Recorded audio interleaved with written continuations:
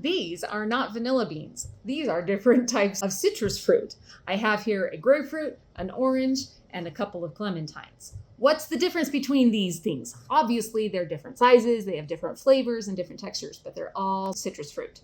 Why am I even talking about this? Because vanilla beans are similar in the fact that there's lots of different species of vanilla. So let's talk about those. Here I've got 3 examples of different vanilla species. The world's most common vanilla species is Vanilla planifolia. That's the scientific name. Planifolia vanilla beans usually have a more classic buttery, creamy vanilla aroma. The next most common, I would say, is Vanilla tahitensis.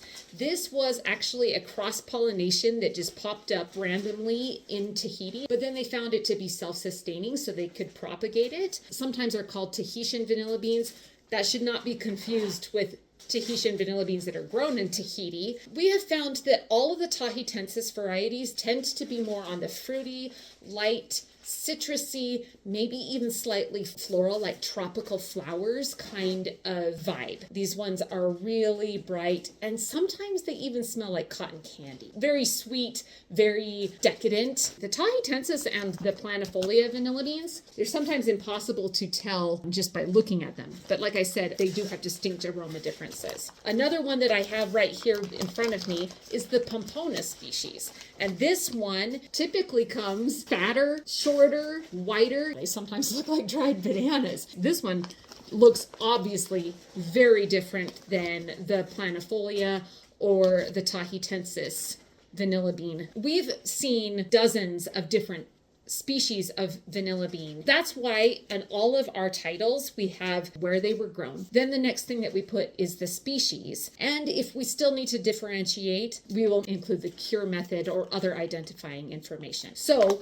these ones right here would be called Papua New Guinea V. planifolia vanilla beans. That V stands for vanilla. These ones would be called Papua New Guinea V. tahitensis vanilla beans. These ones would be called New Caledonia V. Pompona vanilla beans.